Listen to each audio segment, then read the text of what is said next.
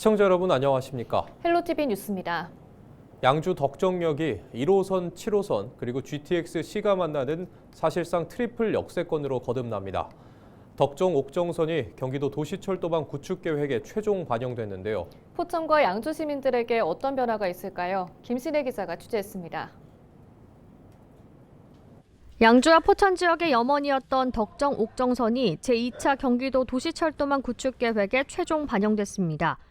덕정 옥정선은 1호선이 지나는 양주 덕정역과 7호선이 들어설 양주 옥정역을 연결하는 신규 도시철도 노선으로 약 3.9km 길입니다. 이 노선은 도봉산에서 옥정을 거쳐 포천까지 가는 7호선 연장 사업 중 옥정 포천선에 직결될 예정. 덕정과 포천 사이는 환승 없이 바로 이동이 가능합니다.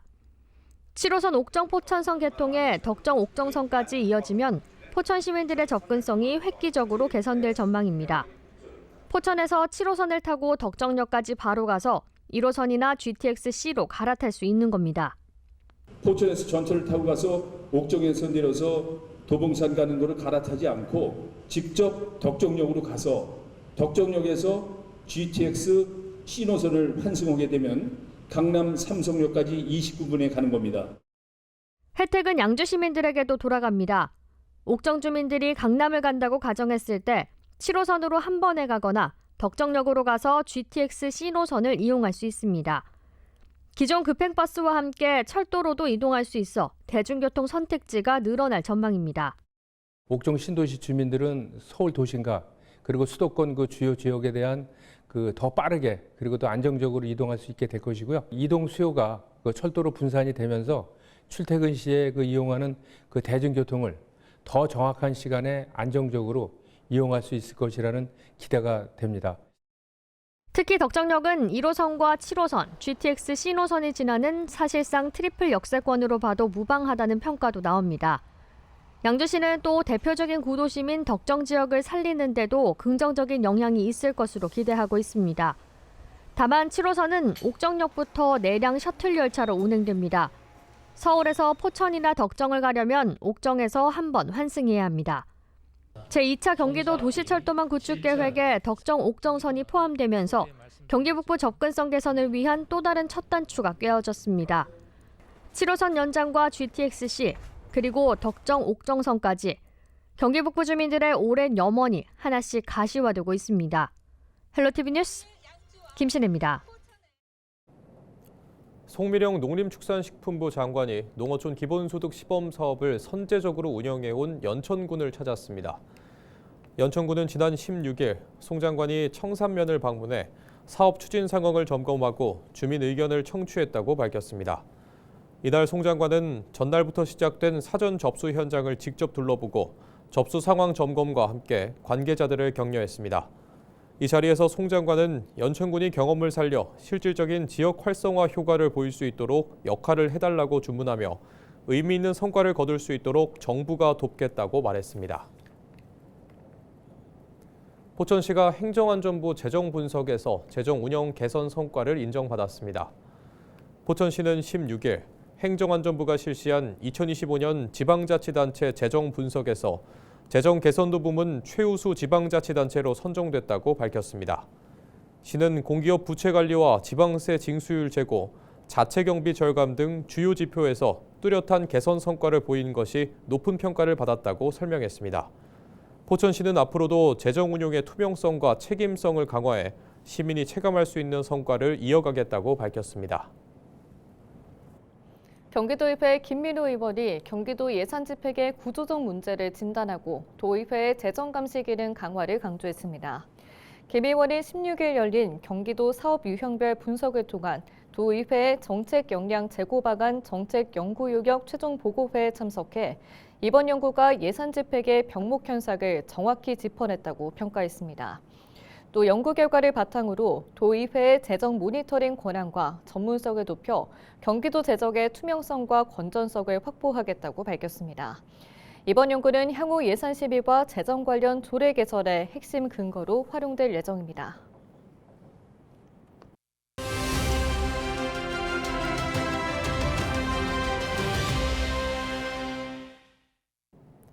네, 요즘처럼 기온차가 큰 날씨에는 도로 위 블랙아이스를 조심하셔야 합니다.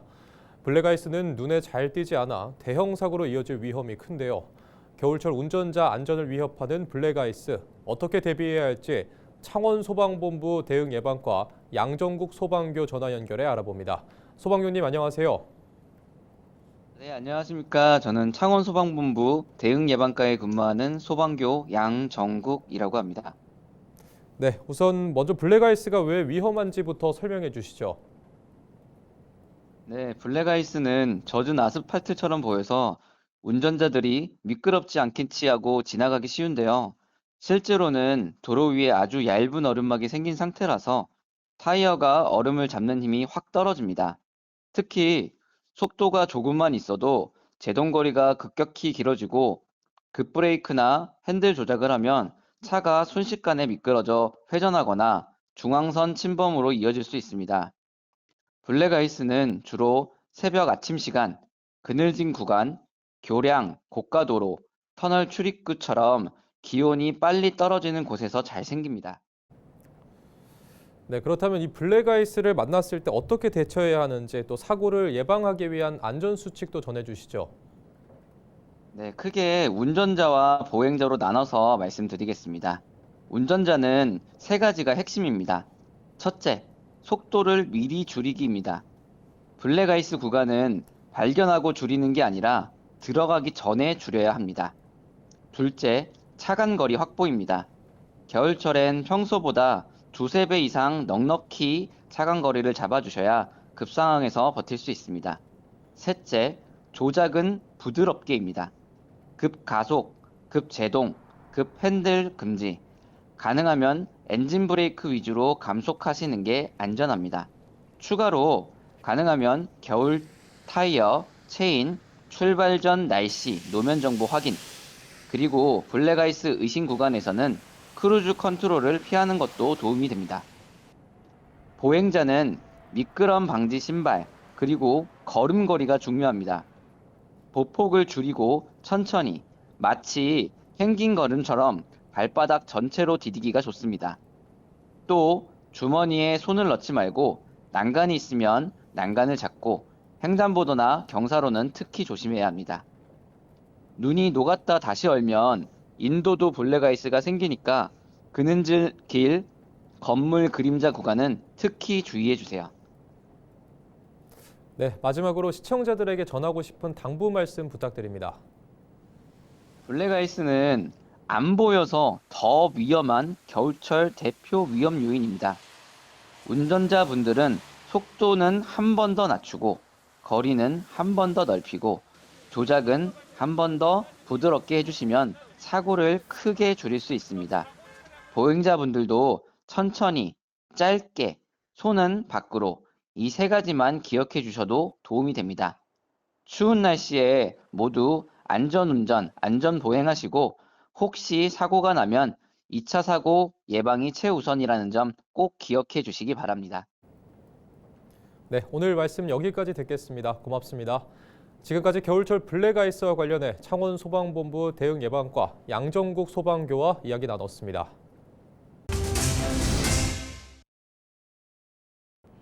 서울시의회가 학생 인권 조례를 또 폐지해 서울시교육청과의 갈등이 계속되고 있습니다. 서울시의회는 16일 본회의에서 서울시 학생 인권 조례 폐지안을 가결했습니다. 그동안 학생 인권 조례 폐지를 반대해온 정근식 서울시교육감은 서울시의회에 학생 인권 조례에 대한 심사 의결을 제의할 것으로 전망됩니다. 학생 인권 조례는 학생이 성별과 종교, 가족 형태와 성별 정체성 등을 이유로 차별받지 않을 권리를 명시하고 있으며 국민의힘이 다수당인 11대 서울시의회는 학생 인권 조례 폐지를 계속 추진해왔습니다. 서울시의 내년도 예산이 62조 원으로 확정됐습니다. 서울시의회는 본회의를 열고 2026년도 서울시 예산 51조 4,778억 원과 서울시 교육청 예산 10조 9,422억 원을 의결했습니다.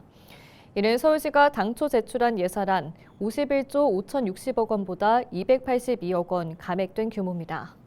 또 올해 본예산 48조 1,145억 원보다 3조 3,633억 원이 늘어난 것입니다.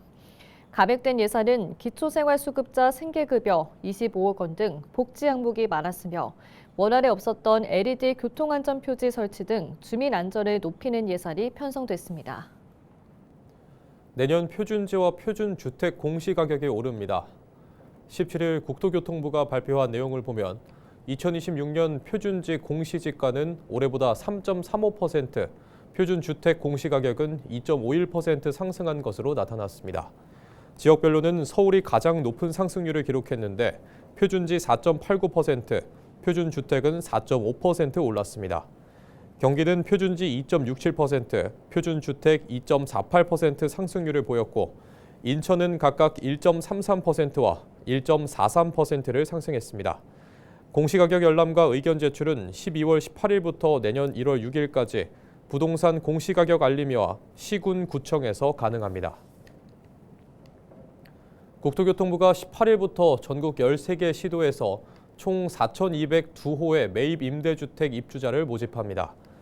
청년 대상은 1,956호, 신혼 신생아 가구는 2,246호로 신청자 자격 검증을 거쳐 빠르면 내년 3월부터 입주할 수 있습니다. 청년 매입 임대주택 공급 대상은 미혼 청년 주택자로 시세 40에서 50% 수준 임대료로 최대 10년 동안 거주할 수 있습니다. 신혼 신생아 가구 매입 임대주택은 소득 수준에 따라 시세 30에서 40% 수준 임대료 유형과 70에서 80% 수준 임대료 유형 등 두 가지를 공급합니다. 신생아 가구는 1순위 입주자로 우선 공급하며 결혼 7년 이내 신혼부부와 예비 신혼부부, 6세 이하 자녀를 양육하는 가구 등도 신혼 신생아 가구 매입 임대주택 모집에 신청할 수 있습니다. 서울시가 도심 항공교통이 SUAM 운영을 위해 시범 운항 준비에 들어갔습니다. 서울시는 정부가 도심 항공교통 국내 상용화를 당초 2025년에서 2028년으로 조정함에 따라 서울형 도심 항공교통 시범 운항 준비를 본격화하기로 했습니다.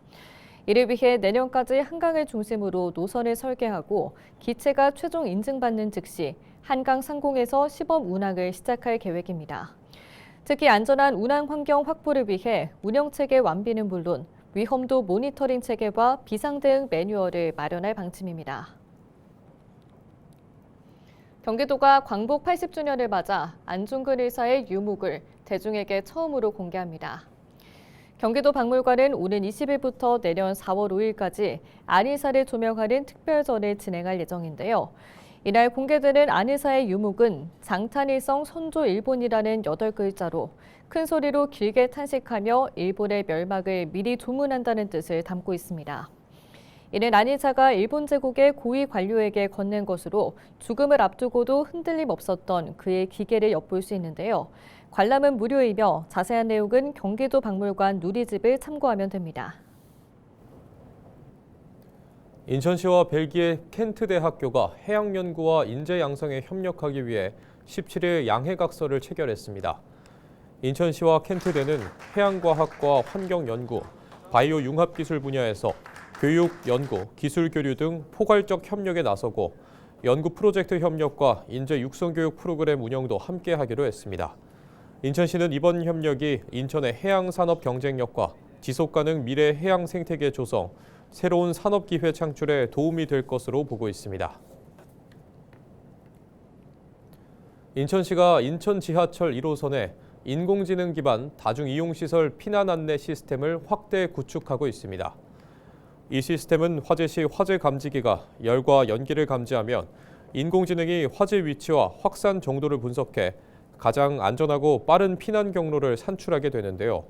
승객들은 LED 화면과 조명, 음성 안내로 피난 정보를 신속하게 제공받을 수 있습니다.